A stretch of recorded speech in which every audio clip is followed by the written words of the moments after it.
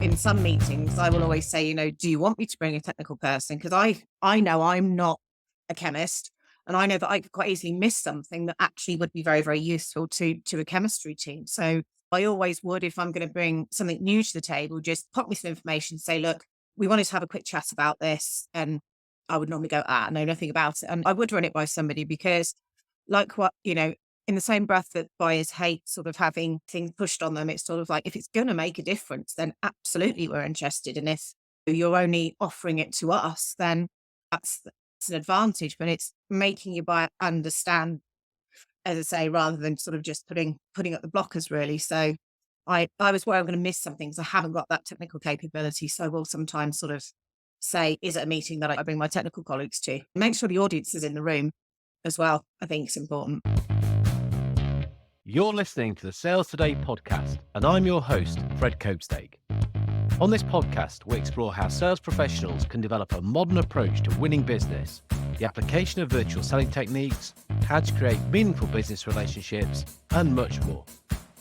Why not take our free collaborative selling scorecard to see how your sales approach suits today's environment?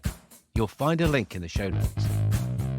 Welcome to this episode of the Sales Today podcast, where I'm delighted to be joined by Anna Corless. Anna is a buyer at Topaz and someone I've had the pleasure of working with a couple of times. So Anna, first up, welcome. Thank you. Good to be chatting again. It's been a few years. It has, hasn't it? We met when you were, I was saying acting a buyer. You are a buyer. You were being a buyer in some. You were trying the salespeople because you were doing, you were playing the role or helping them to practice their negotiation skills, and it was so insightful the stuff that you shared with them. No, you were kind. You were good. No, it was interesting for me as well. Yes, no, it does. Especially with people, because generally you don't negotiate with, So it was. I think myself and my colleague, when we did it, I think it was quite insightful actually to sort of be in that position with our own sales guys. So, because normally you're sitting in your office rolling your eyes at them. So, well, and they got tons of insight because when you were telling them what it is you were thinking, what you were doing, why you were doing it, I learned so much in that. I have to say, it was awesome. It was awesome. No, I think we all did, to be fair. And when you first asked me, I was like, "Oh God, this is going to be painful." But as I say, it was certainly interesting. We both had unfair advantage in the fact that we knew more than we should, but it's still, it was still really helpful actually. And I think the guys afterwards, we had quite a few conversations about how it actually helped us to sort of do that with each other. Whereas I think if someone had just come up and suggested everything, you just think, oh, come on, got better things to do. It was actually good that we kind of took the time to do that exercise, to be fair. It was really quite useful. Yeah, it's great. So just before we go on then, so I introduced you as a buyer. It'll probably need to be a bit more specific around this because certainly in the States, buyer is kind of customer. We use it as a generic. You are, at the moment, you're global purchasing manager. Yep. Is that correct? But you've been through various category management, procurement, different roles. Yeah, so starting off as a junior buyer, a real buyer. Well, not sure I'll go that far, but yeah, I've done, I think because I've been through every stage. I started off as a junior buyer and then sort of purchasing manager and then regional category manager, then sort of global category manager. So yeah, I've kind of been through all of the roles. I think I'm just basically saying I'm old and I've been in the industry for too long, essentially. But yeah. I like to go by experience these days rather than old. Absolutely. I'm going with experience. And the things that you've been buying, a lot of it has been chemicals. So it's when companies are buying large quantities of stuff that they're going to need in their process. Yeah. Salespeople might be talking to other parts of your organization, like engineers and scientists and people doing their bit. Yes. When it comes to actually placing the order, it's going through you.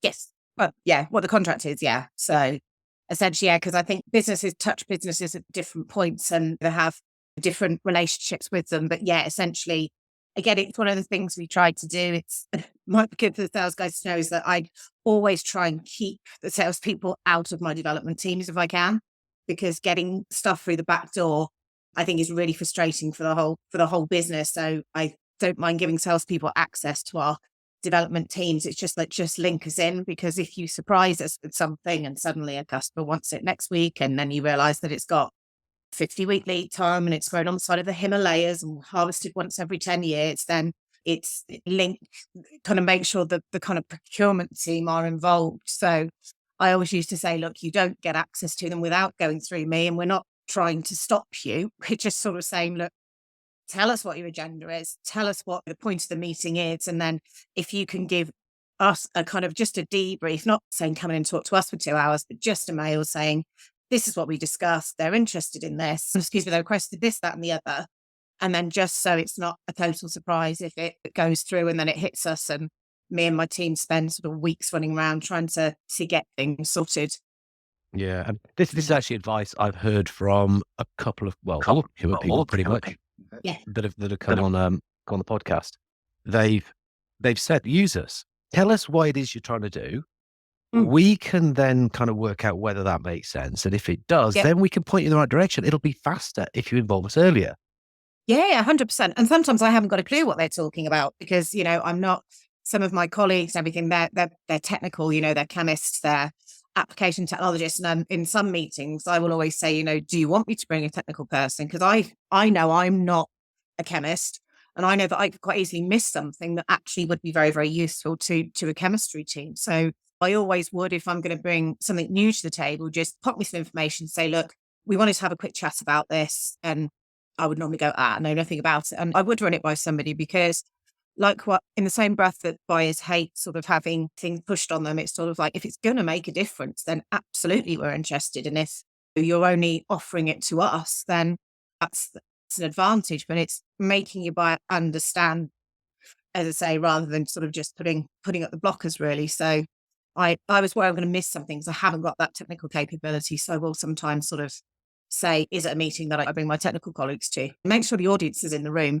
as well. I think it's important. Would it make sense though for them to sometimes just start with the development, the technical people, just to kind of introduce the ideas and then say, right, okay, if this is something good, we need to get procurement involved now. Yeah. So if let's say, I don't know, you're making crisps or something like that, and you sort of say, right, well, I've got this new idea for a flavour at Christmas. We're going to do Prosecco and Camembert flavour or whatever. And I remember them well. I think that actually was on, wasn't it? We had Prosecco Day where we uncorked about 200 bottles of Prosecco on site. Just to test. Yeah, right. But there was never any left. It was a Friday afternoon. Funny that. But you talk to maybe the marketing people, you talk to the technical people, and if they're saying, yeah, that's kind of making sense, then we're saying, right, we best get procurement involved in this now to let them know we're talking about it. Because when she's got to go off and buy a shed load of Prosecco, it ain't going down Tesco's with someone's got to do it. Well, I need to test every single supplier. Yeah. Absolutely. Okay. So it's, if not involved at the very beginning, it's engage early. Yeah, 100%. I think, and even if it's like a meeting before, or you're chatting about something else on a daily basis, and then suddenly say, look, we've got our guys working on this. Do you mind in the future, rather than if it's on a phone call, if it's there and then, and trying to engage people. So yeah, just give people a heads up. I think if your business is creating something new, there's obviously a need for it. So, and if it can be something like exclusive, or we're offering it to you first, and all those kind of good stuff, then that really gets us excited. Yeah. So, I mean, is it quite annoying then when they don't do that, and then you're having to run around doing all the stuff afterwards? You think, 100%. It's causing me hassles now. Yeah, it's, you've got to go in then and try and unpick it all. And as much as we love our development teams, they don't care about lead times. Yes, they care about price, but they don't understand that it's a made to order manufacture, and some of this stuff has to sit in vessels and reactors and things for 4, 6, 8, 10 weeks. It's crop reliant. So they don't care about that stuff. But that's the stuff that then lets the customer down. So, and to avoid then me being on the phone shouting at you because we desperately need it in production and I'm getting shouted at, and I don't like it when people shout at me. So yeah, well, exactly. And then you can't do anything about it either. And then if you let a massive customer down, it's not only me that remembers that, it's the business. Oh, well, yeah, we had that massive new project. It was critical, and so let us down because they couldn't provide the product. I'm all about making life easier for myself mainly, but it's, if you get the engagement ahead of time, then it's just easier for everybody. And that's all I want, for not then to be phoned up and shouted at. Because again, our customers don't understand, because some salespeople will promise yes and go, yeah, we can in 2 weeks, and then realize that that's not going to happen. But yeah, so yeah, engage early. And it might take 2 or 3 times because our lives are all busy and things. But it is one of those, when you do set a meeting, just sort of say, look, we are going to do this. If you could have a technical colleague there, if you want, then it would be, beneficial and all of that. And then you're linked in with your technical colleagues as well, because they don't like to come and speak to us very often. I'm not sure if it's scary or what. I, yeah, no. Sorry. I We're a think lovely bunch. there's been a lot of bad advice around. As in, don't, try and sneak through. People, sales traders Yes. have said, Yeah. try and sneak around it, try and avoid them, try and push that through.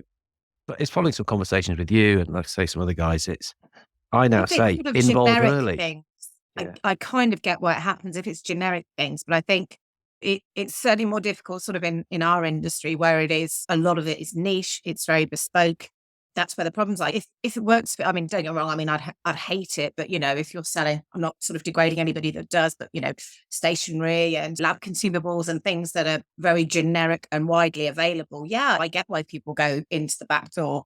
I mean, it doesn't do you favors in the long run if you come to kind of contract negotiation, but I can understand why it happens. But certainly in industries where you're sort of heading towards niche, then yeah, 100% you've got to engage, and not only us, the right people at the beginning. It's stupid things like if you've got to set them up as a vendor as well, if you're not dealing with them, that takes so much time, especially in larger companies. In some of the smaller companies I've worked for, you can get it done in a day. If you're working for I've worked for companies like multi-billion-dollar turnovers, that can take honestly up to a month.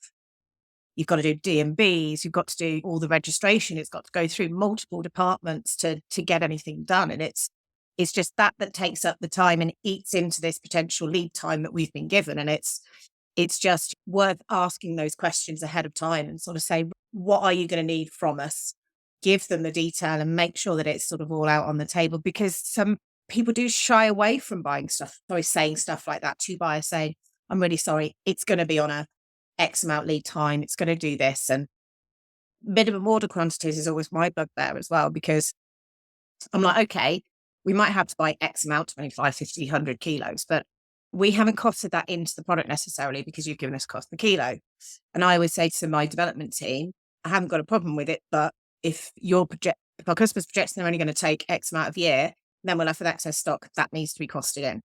So it's just, I think, sort of initially having that conversation, saying what matters to you, what do you need to know? And then once that conversation's done, it's kind of copy paste till the end of time, really. It's about understanding your buyers, not in a weird way. I don't like that either. But say, what do you need from us in terms of the kind of peripheral piece as well, not just price per kilo or price per whatever, which I think a lot of people fixate on. You've done negotiating courses with us, and it's such a minor part of it, but some of it can be absolute showstoppers without even realizing it. But once you've got that information, then it should just make life easier. And if you're an easier company to deal with, then you move to the top of that list. As if I need somebody, I know the buyers at the top of my list. So the customers at the top of my list that I can just pick up the phone to, that I will hit up first time to say, right, I've got a problem, need this desperately, or can you help me? I guess as a salesperson, that's where you want to be. You want to be one of those companies that gets the phone call in if they need you or they're looking for something, or Oh, yeah. You want to be go-to, as in go-to why? Easy to deal with, know your stuff, pleasant to deal with. That's not the most important thing. It helps. But, you can do all those things, but you're a bit of an idiot. Okay, well, I'll have to deal with you. But if you're nice with it too, well, yeah, tick. Absolutely. If you can have a laugh as well, yeah. because it's always a Friday afternoon, isn't it? So if you can pick up the phone and have a laugh and, they've done it again, can you possibly help? And I think those relationships, and I know I've touched on it, I think with yourself and a couple of other people, it was like during COVID, I think that was the real test of the kind of relationships which you had. And salespeople will often talk about, it's a collaboration. And then you're like, okay. But then something like COVID actually 100% tests that theory. It was absolutely feral out there during COVID. I mean, it was quite fun in a way for the first sort of couple of weeks, because all rules were out the window. And people like yourself, you designed training courses. And then this was just like, it was just pretty much like gloves are off, and it was survival of the fittest. It was quite fun for a little while, because all the normal rules of engagement just didn't exist. So yeah, it was quite feral out there, but it did really sort of set people apart from others. And the way I work with people is like those people have ultimately been rewarded because those are the people that you do collaborate with. I had suppliers that literally took stock away from their distributors and traders to supply us. And from my perspective, that kind of stuff is never forgotten. And then there were people that just blatantly try to take the piss. And you try and be as nice about it as you can and say, look, you need to see the bigger picture. This will end. So you need to understand if you want to be in it for the short term, or if you are a short-term opportunistic company, and there's those companies in every arena, don't get me wrong, and they have their place. We all hate them, but they have their place. We know what they are. They don't try and disguise it. But I think if other companies that think that they can make a quick buck, and they can, but if you want to stay there and be in there for the long haul, then just be sensible, because everything will come back. Yeah. And it's a case of, right, if you screw me, then when prices are going down, I'm going to come back to screw you. Let's just be sensible about it and just acknowledge that but it's got to work for both sides. And rather than having these massive swings in sort of pricing and relationships, let's just sort of set a level and know that we can be sensible, be honest with each other, and just have a sensible conversation, really. Yeah. So I keep coming back to this thing that I wrote down here that you said: COVID, feral and fun. Oh yeah, that's some in the podcast beginning. title. It got tiring, but it was really interesting actually, because I think that one of the reasons we spoke again, because I absolutely always thought of you when I was having these conversations, thinking we went through kind of the standard kind of negotiation framework and theory initially, and I was just thinking, I'm not sure if Fred would be crying or pissing himself seeing us do this now. It was just yeah. It's funny, Everything went. Because it's my first book came out in COVID, or it was sort of around in 2020 early. And it's all about collaboration. It's all about collaborative selling, thinking like a partner, acting in that way, doing what you say you're going to do, all that stuff. And what you're saying is that COVID exposed it, that people say partner, the partnering word's thrown around. Yeah. They say we're going to collaborate, all this sort of stuff. And then push came to shove, they didn't. They start just taking the piss and doing this. And you go, well, we have long memories. That's going to mess up. No, we do. And I think that one element, if that trust is gone, certainly, yeah, okay, I don't forget. I'm a nightmare in that respect, that I'm stubborn, and I'm a nightmare if you sort of almost wrong me. Then I mean, our industry is so small that you're not stupid about it, but you do remember, and you always think, well, can I trust them? I think it's long time to build, very quick to break sometimes. 100%, 100%. And I think it's speak to your buyers, ask them about sort of the other stuff that they do, as I keep saying, not in a weird way, but find out what else they buy, what else they do. Because I always remember one time I had a sales guy come into me, and we were in an inflationary environment. So I think it was around, was it 2010 when it started to kick off, and people coming in and prices were going up. And again, it's always a kind of interesting environment when you're going through that. It's actually in some instances easier for buyers to buy in a rising market than it is for us to buy in a downward market, because as I say, you can always cap the problem, but if it continues to go, then some of the decisions can be questioned by the business. But they came in, they said, right, this has gone up. And I do my usual, okay, that's fine. We're not denying that what's going on out there, that it's difficult, but other people have a more positive view on it. And they brought out their lovely graphs. We love a graph, and they put prices going skywards. But one of the main arguments was that kind of salt was going up. Technically, absolutely spot. They're like, this is the main reason, it's the main drive. And I was sitting there going, okay, yeah, we've had the coldest winter we've ever had. They're throwing table salt on the roads. It's a mess out there. But firstly, you're telling me that your buyer has gone out and done their annual contract in the winter when prices are going through the roof. And you do know that I'm actually category manager for the biggest purchase of salt in Europe. So you're sitting here trying to tell me that you're driving my prices up because of this, and I know that that's absolute bollocks. So it's just stuff like that. It's like, okay, the trust had kind of gone then, because I knew that they were just trying to bullshit me. And we all know elements of it are bullshit, but that's just lying to my face, which is, I'm all for a bit of bullshitting and a bit of that, but barefaced lies is just something that I'm trying to create a story to make it work for you. And you're like, just know your audience, guys, I think really is Okay, so when you sort of said understand your buyer, so it's understand this kind of who I am, this is what I do. I mean, come on, recognize my background. Don't try to blag me on that stuff because you're just making yourself look stupid. But you Mhm. also said you said it a couple of times as in kind of no, not in a weird way though. What did you mean by that? When it's like understand the buyers, but not in a weird way. What's a weird Yeah. way? I Weird don't things know. to people do to try and understand you. It's the ones that either been like internet stalking or the ones that don't know you, but suddenly know your birthday and your kids' names and stuff like that. And the people I've been dealing with for 15 years, that's fine. I know their kids' names and their birthdays and stuff. But yeah, it's the ones that you don't really know that somebody dropped that information. You're like, whoa, stop that. But yeah, I think that I know them to an appropriate level, I think. But the fact I had to take a step back because I don't necessarily have my online life, for example. So if someone was to go probably on LinkedIn or whatever, they know certain things about me. But yeah, to have someone you barely know throw that kind of information out there, for someone like me to notice it is a bit odd. Part of me, only a short part of me, is admiring the effort somebody has gone to find that out. But the other part of me is going, but Make why didn't efforts you to be use fair. that effort? Well, why didn't you use that effort to go deeper into what are the challenges that Anna would be having in the role? What are the jobs Yeah, to be done? What insights, trends, what things can you yeah. bring that she's either going to go, I knew that, but that's pretty Mm. cool that you do because not many people would do, or, Yeah, oh, hang on a minute. Quite interesting. Could you tell me more about that?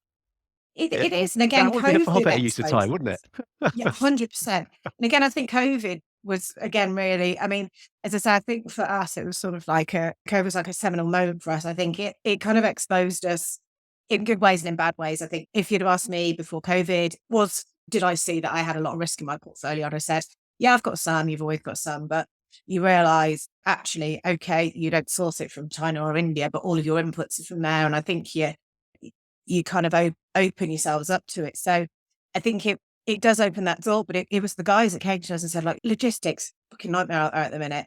And they come to us going, right, okay, we're selling you something in a solution. We can sell it to you neat so that you can run it down yourself. So you're not essentially shipping solvent water, salt around the world. Coming with like real practical solutions at a time where we needed it because nobody was doing innovation. Nobody was thinking about the next thing coming into the market. But on that first lockdown, I think obviously between lockdown solutions like that kind of thing were being done, but it wasn't the like, right, what are we going to try and market at people? Or you've got launches that go around like a lot of the sporting events and things that were kind of cancelled, but it's sort of real sort of solutions that can help. And I think those are one of the ones that will always probably get you in the door. It's sort of like, I can help solve a problem you already have before I sort of start selling you something completely new. As I say, selling you a concentrated flavor as opposed to one with a load of solvent in is kind of a great way because although you know it and a buyer and the business will know it, it's until it's COVID, it's probably really, really low down your priority list. But I think coming with an initial solution like that to help you in those kind of times is definitely the kind of way in. And as you say, if you've done that work ahead of time, potentially more so than another person that could bring those solutions sort of at real time, which again is absolutely what COVID was. It was real time. Nobody had a contract because nobody could stick to them. That's what I'm saying. It was a bit feral. All rules were off. Pretty much everything was force majeure. So it was people that again coming to you and supporting you and saying, look, I think I can help here. And then as I say, that's when I think these relationships were built. And as you say, these collaborations. And I think I've come out of the kind of whole COVID and then Putin said, here, hold my beer. We thought it was over and breathed a sigh of relief. And then it all kicked off again. And you realize that they supply the world with the most sunflower oil and the most wheat and in Europe. And it all starts again. But again, because that came so quickly, you almost fall back into that kind of familiarity, right? Who were the people that helped us during COVID? Who bought that solution to me? Who can I pick up the phone to and go, right, that's solved. Now I've got this problem. Can you help me? So that's when I think a lot of the kind of what I'd call my collaborative relationships are. And I've moved businesses now, but those are still my go-to suppliers. Yeah, So it that does true make colours come out, don't they? The true colours it. came, and how you behave when you are under that pressure is kind of sounds like one thing. Yeah. And then well, I'm going to use it to take advantage, or I'm now going to think even harder what that might be like for you. So I can come to you and say, right, is there stuff I can do? I think there's stuff I can do. based on how I understand you're doing it. And you're like, wow, thank Yeah. you. Because I'm getting it from all sides. So, Yeah. so Because again, I'm just trying to think on that. So in, say, more normal circumstances, if there ever are, yeah. is it the Kraljek matrix you guys use? Kraljek, is that the risk? Is that the risky, this risk thing or something like that? The Kryjek one. Kryjek. I don't know. Yeah. It's cake, isn't it? I know I'm sitting here going, God, he knows his stuff. I haven't used it for years, but I think, yeah, I mean, mine's pretty good. How I do it is pretty good because I kind of vendor map as well. So I sort of have the sort of, it's almost like a exclusivity and meaning to me and meaning to them. So you've kind of got your nuisance vendors, and then you've got the ones that you're trying to bring on board because you think they are, and the restrictions. So I sort of mind map my vendors, and it's kind of the nuisance ones that I kind of focus on. The ones that cause noise in your business, the ones that potentially selling something that's a captive. So it's great at the time, it's innovation, but it's now seen as a risk. So that's something that only one company does. Right. And in a sense, some people, sometimes you need it, but it can also bring kind of detriment because if you can't get hold of it, you're completely screwed. So those are what I would call my kind of nuisance, not because of the salespeople or the businesses, but you understand risks so much more now. So it's like, right, I need an alternative to this. So I either need to get that vendor out or I need to find somebody else that does it because I can't expose my business to that anymore. So I can't say kind of map mine on our value to them, their value to us, and to sort of then sort of focus on what are deemed to be the nuisance vendors and kind of either try and protect it if I can, or replace it if I can, or generally get them moved to another area of the matrix where you're either looking to grow your business with them rather than eliminate them. So you kind of want to go towards the growth end rather than the kind of nuisance moving them out of the business end. Cool. And I will find out that model. Well, no, but you will. Then we'll put it in the link. We'll put links in because my question is: so that's you shared your model there. That's yours. I wouldn't know that's how Anna does her stuff unless I've listened to the podcast. Now that'd be a really good piece of research. Or I could be trying to find out the names of your dogs or something. But so what I'm saying is, Kraljek.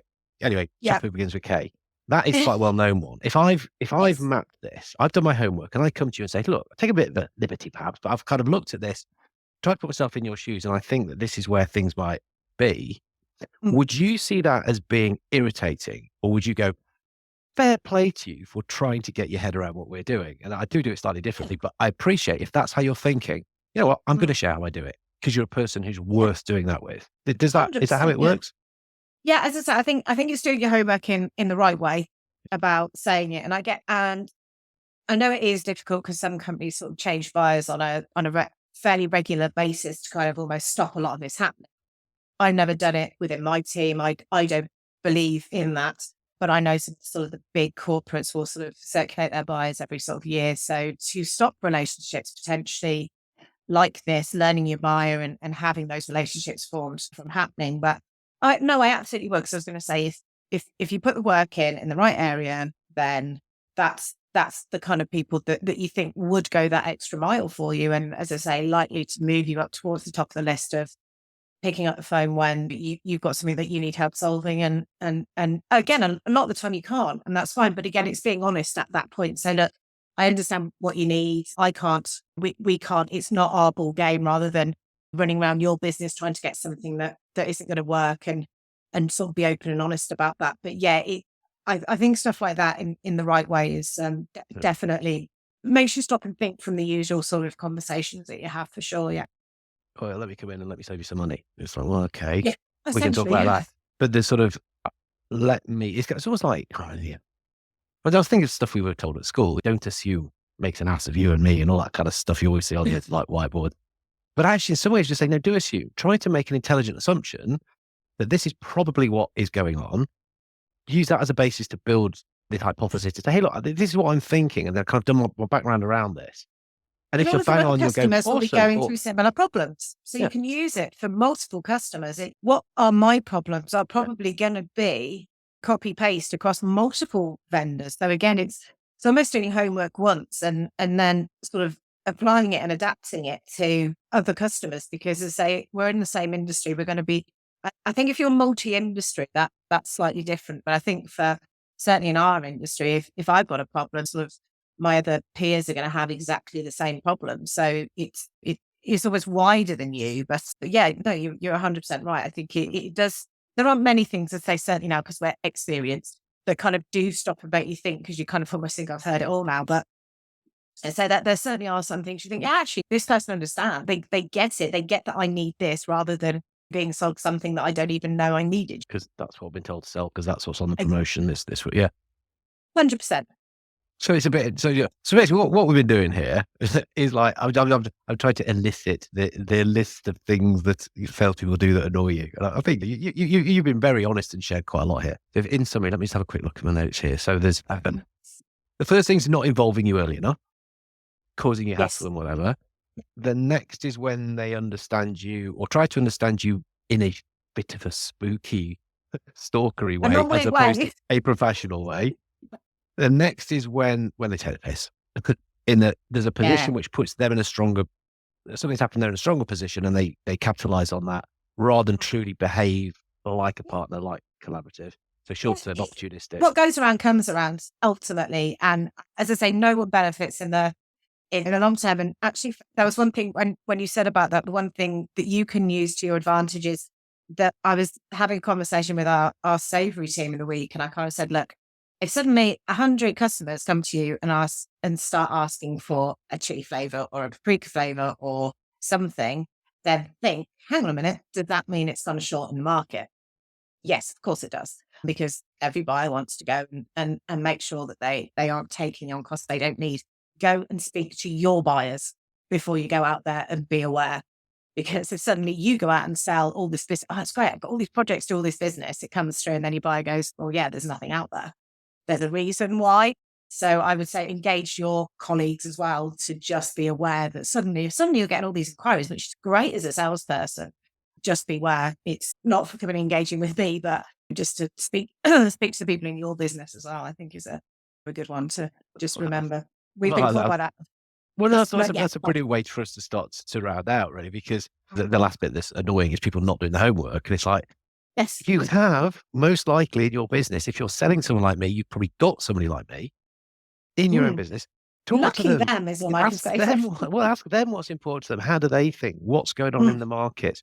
Stuff that you can share. Because I think that you said to me once that information is valuable to you.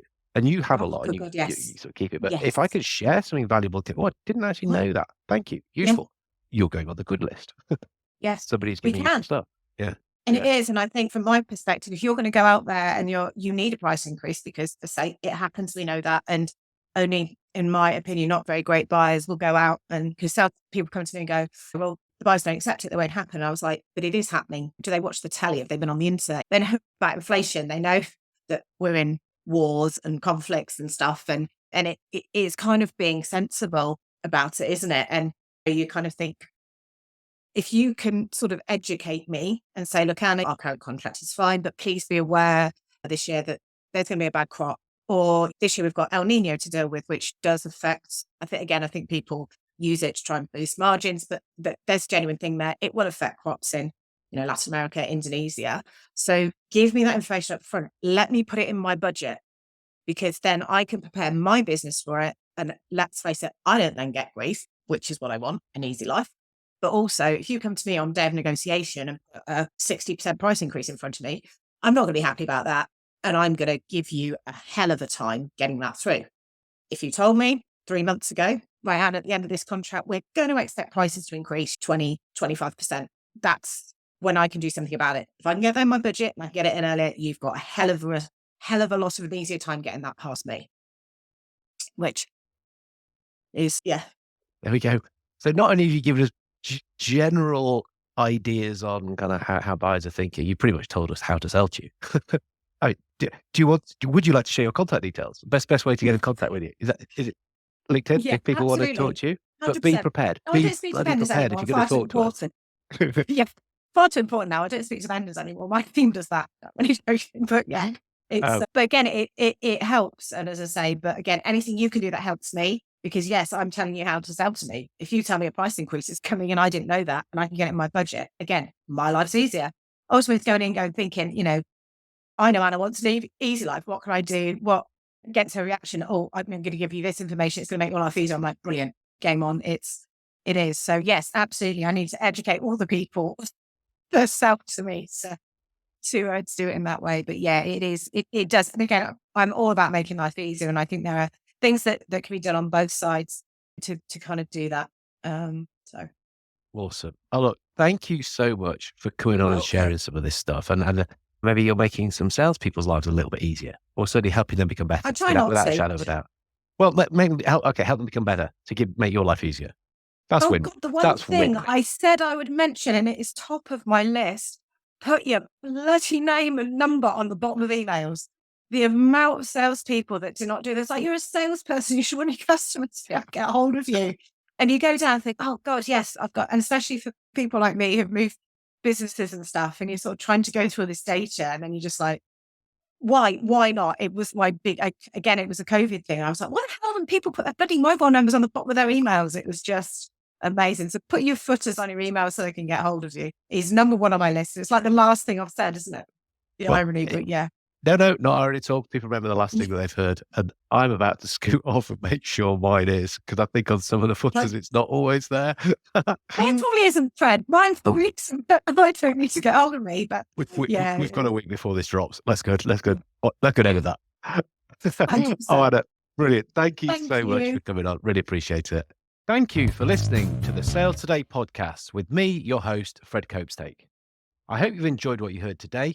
If you did, please get in touch and hit subscribe. And remember, you can take the collaborative selling scorecard for free to check out how your sales approach works in today's environment. You'll find it in the show notes.